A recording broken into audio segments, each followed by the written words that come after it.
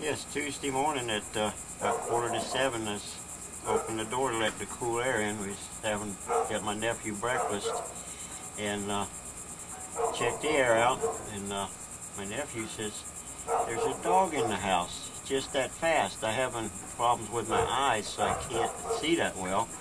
And it was dark, so I turned around, and yes, there was a pit bull in the house heading to my little dog's food bowl, and I picked her up to take her to safety, and my nephew got out of his chair, kind of startled that dog, turned her around and saw me, and my little dog saw that dog, and she started just a little yap or two, and there was the fight.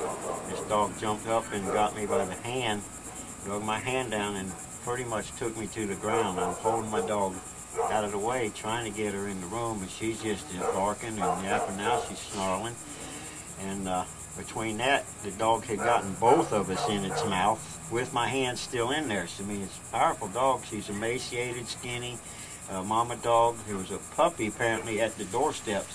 They must have been sitting right at the door, because when I opened the door, they came in. It wasn't 6 seconds before all this started. It may be pushing 10. So I'm on the ground by my bedroom door. There's a utility closet and a cabinet for the microwave, so I'm in just a little tiny space, no bigger than a washing machine box.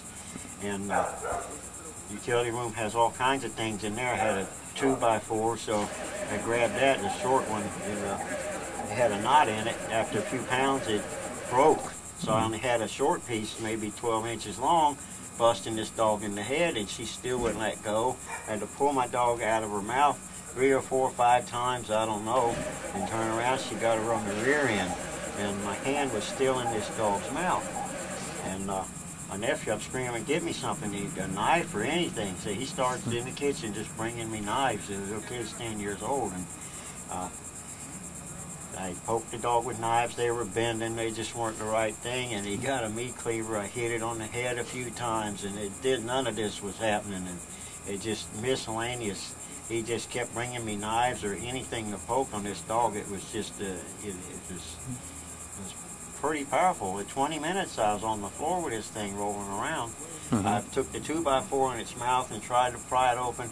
Nothing would work. This dog had a death grip on me. It was spinning and just lopping back and forth. The canine teeth were in my hand, just turning. There's holes in there you can stick your fingers in. It's just like the alligator death grip.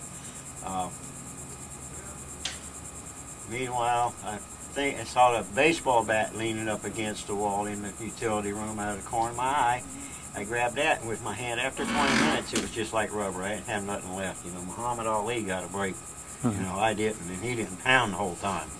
So I started swinging this baseball bat at the dog from like here, and it slowed down.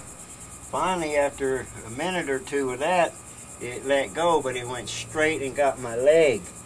And that gave me, even though my hand was messed up, enough, I had a little more strength than it left to pound it with 2 hands. Probably 10 or 12 times I hit it like that, it decided to finally let go of my leg and headed to the door. And that's when I had both hands on it. I got up and I knocked her head right into the carpet just like a sledgehammer at the circus thing when you ring the bell. And she crawled toward the door, and I did it like a golf club and pulled the old Arnold Palmer trick, and pow. And my house has got blood 3 feet high on the walls and the carpet from the door to the back door to the front. I mean, it's a total mess. And pretty much that's about it. We did survive the morning, but I'm in mortal pain.